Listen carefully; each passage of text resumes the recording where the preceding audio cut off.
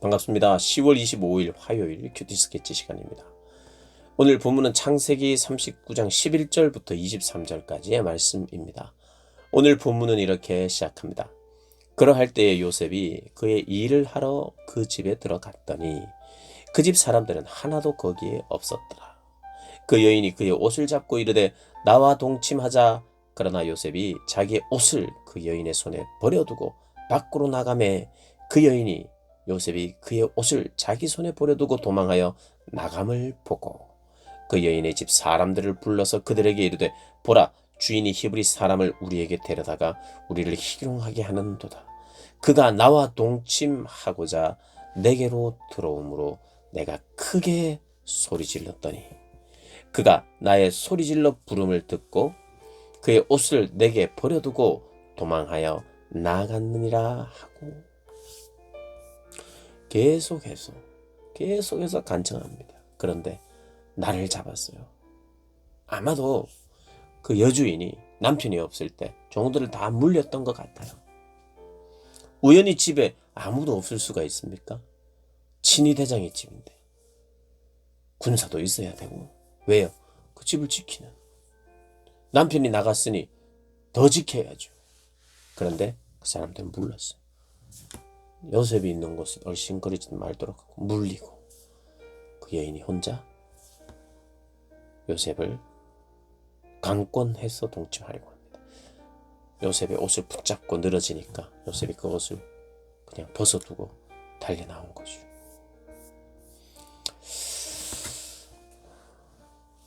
그런데 어떻게 됩니까? 감옥으로 갑니다. 이 여자가 금방 읽었던 것처럼 요셉이 나를 겁탈하려고 했다.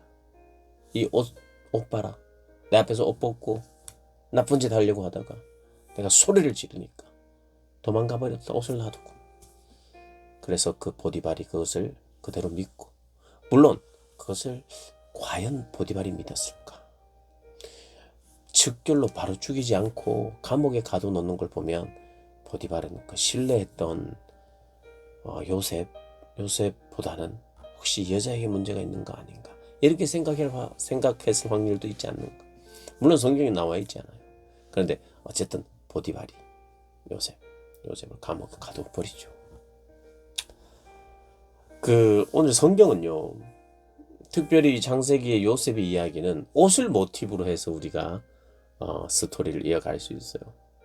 요셉이 어떤 옷을 입고 있는가? 처음에는 어떤 옷을 입었습니까?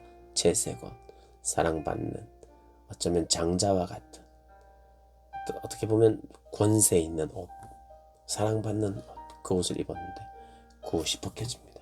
형들에 의해서 벗겨지고 찢겨지죠. 그리고 나서는 노예로 팔아요. 그럼 어떤 옷을 입죠? 노예 옷을 입습니다. 그의 신분을 말하는 거예요. 근데 하나님이 형통하게 하셔서, 범사에 형통하게 하셨어요. 하나님이 함께 하심으로 말미암아 형통하게 되었죠. 그래서 노예복을 입고 있다가 어떻게 됐죠? 가정 총무복을 갈아입습니다. 성장이에요. 그리고 신분의 상승이죠. 좋은 옷을 입게. 그런데 이제는 더 좋은 옷 입겠지, 하나님의 뜻이 이런 식으로 이루어지는가 생각할 즈음에 완전히 노예복보다 더한 좋은 옷을 입습니다. 무슨 옷이요? 감옥에 갇혔으니 죄수 옷을 입겠죠. 죄수 옷을 입고, 하나님 앞에 이해가 잘 안 될 거예요. 철저히 자기는 수동적이었어. 전부 다 다른 사람들에 의해서 자기의 행선지가 다 결정이 돼요. 종이니까 보디발의 집에 있었고, 자기는 전혀 겁탈할 마음도 없었고 오히려 피하기만 했는데 모함해서 그 여인의 수치와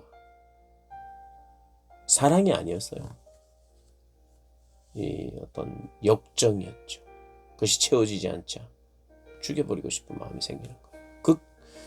적극적인 악으로, 미움으로 바뀐 거죠. 그래서 다 타인에 의해서 옷이 벗겨지고 입혀지고, 그래서 죄수복으로 입습니다. 그런데 하나님께서 또 죄수복을 다 갈아입자 하나님께서 이렇게 말씀하십니다. 20절에 이에 요셉의 주인이 그를 잡아 옥에 가두니 그 옥은 왕의 죄수를 가두는 곳이었더라. 요셉이 옥에 갇혔으나 21절 여호와께서 요셉과 함께 하시고 그에게 인자를 더하사 간수장에게 은혜를 받게 하심에 간수장이 옥중 죄수를 다 요셉의 손에 맡김으로 그 재반 사물을 요셉이 처리하고 죄수복을 입고 있었어요. 그런데 이제 또 꼼슬꼼슬 또 좋은 옷으로 또 갈아탑니다. 어떤 옷이냐면 총무죄수복. 색깔이 달라요. 아, 저 사람은 우리의 이 같은 이 죄수지만 총무야. 여기 보니까 그의 손에 간수장이 다 맡긴. 그러니까 옷이 조금 더 좋아요. 죄수들 중에선 좀 더 좋은 총무죄수복을 딱 입습니다. 그런데 빼놓지 않고 고백하는 게 뭐냐? 성경이 기록하고 있는 게 뭐냐? 여호와께서 요셉과 함께 하신다. 그리고서 23절에 이렇게 이야기합니다. 간수장은 그의 손에 맡긴 것을 무엇이든지 살펴보지 아니하였으니 믿을만하다는 거예요. 요셉은 진짜 하나님 앞에서 부끄러울 것이 없이 정직하게 하나님 앞에서 살았던 거예요. 그러니까 간수장이 이 사람은 법 없이도 사는구나. 이 사람은 지금 무슨 눈속임 하면서 사는 사람이 아니라 이 사람은 하나님 앞에서 살구나. 그러니까 전부 다 맡겼어요. 무엇을 하든지 요셉에 대해서는 의심도 안 했어요. 이 사람이 나쁜 의도로 뭔가를 할 사람이 아니다. 꿍꿍이 속이 있거나 무슨 탈옥하려고 하거나 절대로 그런 것이 아니다. 뭐 요셉이 사람들 막 모아가지고 이야기하면 야, 이 지금 탈옥하려고 뭐 하나 이런 생각을 전혀 안 하고 전혀 간섭을 안 했다는 거예요. 무엇이든지 살펴보지 아니했다. 간수장이 요셉에게 맡긴 것은 확인할 필요도 없다는 거예요, 여러분. 그런데 이는 왜 그러냐면 여호와께서 요셉과 함께 하심이라.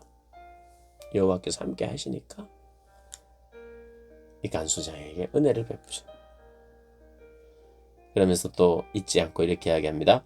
여호와께서 그를 범사에 형통하게 하셨더라.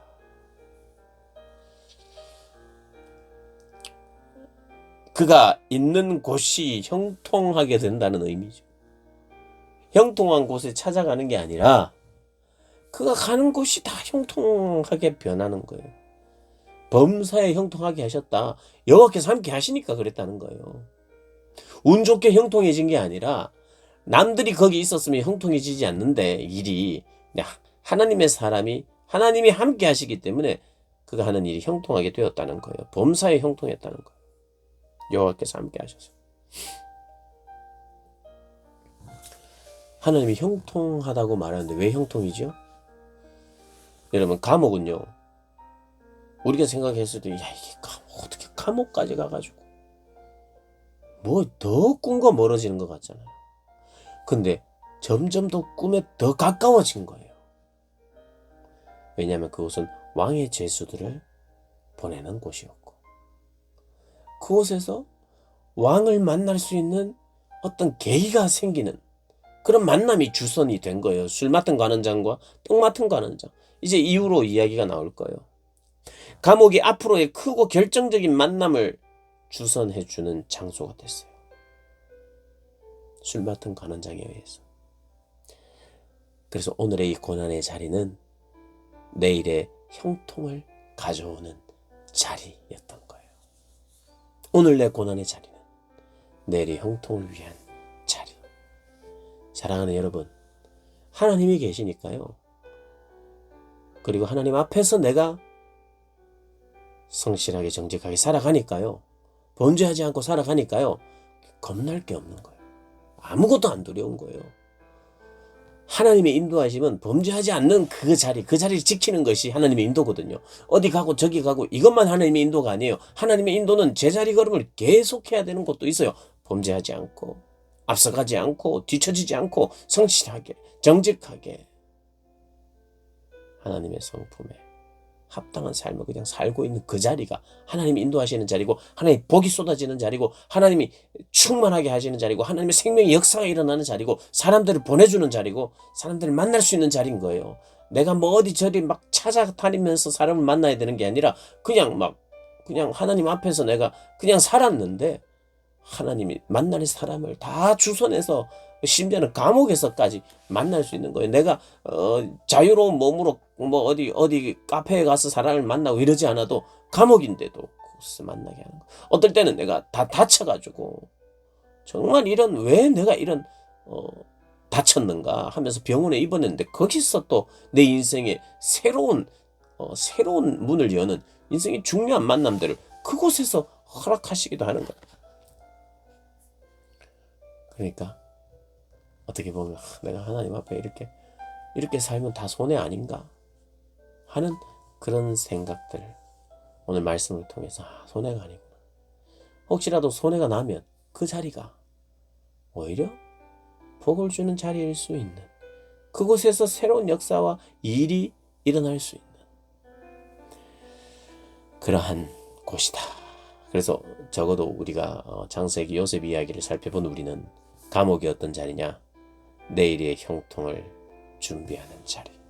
사랑하는 여러분, 그 자리에 늘 있다는 거 기억하시고 하루하루 기대하며 살아가는 여러분 되시길 주님의 이름으로 축복합니다.